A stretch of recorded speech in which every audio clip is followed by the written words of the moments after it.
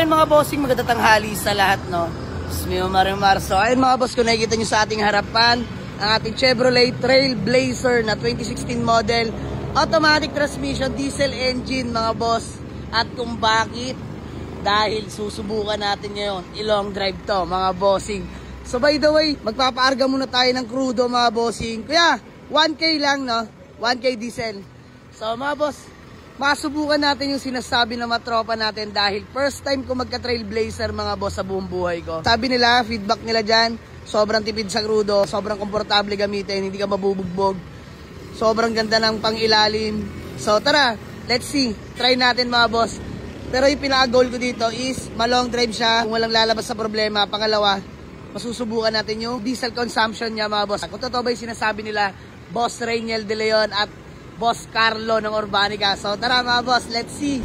All goods na kuya? Ayan mga boss, 1,000 pinaarga natin diesel.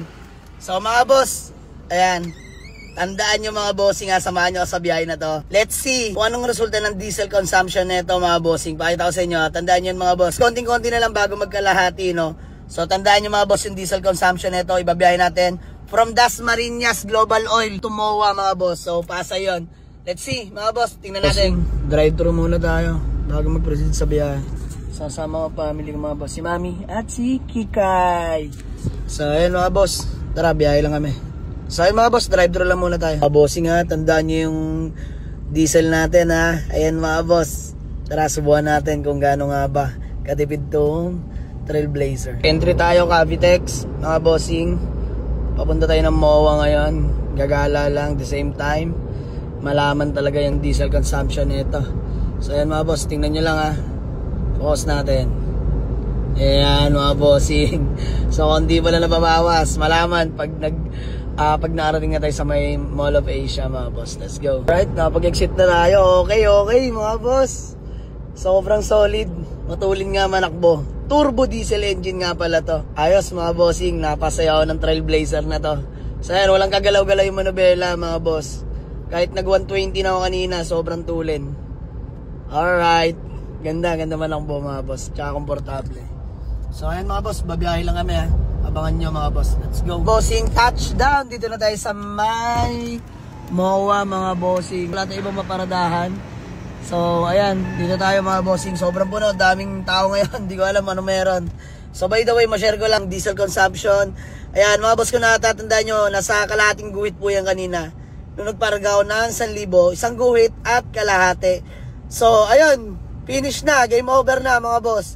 Kalahati lang na bawas. So, matipid para sa akin mga bossing ha. Napaka-solid, napakabisa ng ating Trailblazer. Mga bossing, ayan yung temperature gauge natin. Ayan, wala man lang kalahati mga boss. Walang overheat, long drive ready, naka-touchscreen head unit na rin yan mga bossing. So, tara, baba muna tayo mga boss. Pakita ko lang sa inyo ang ating Trailblazer mga boss. Ayun o, napaka-pogi niyan mga bossing. Smio Marimar. Napaka-solid ng makina. Napakaganda na pangilalim. Talagang hindi ka mabubugbog sa biyahe. Solid. So 2016 model nga pala yung mga boss. So sa mga nagtatanong, binibenta natin yan mga boss ha, for only 560,000 lang mga boss. So negotiable naman yon. Puntahan nyo lang sa garahe. Napaka-solid. Engine bay, napakalinis mga boss. Pwedeng dilaan. Charot. So yun lang mga boss. Maraming salamat sa inyo. Enjoy ko muna tong araw na to together with my fam. So, alis mo namin. Say hi. Hi. Bye-bye. Bye-bye.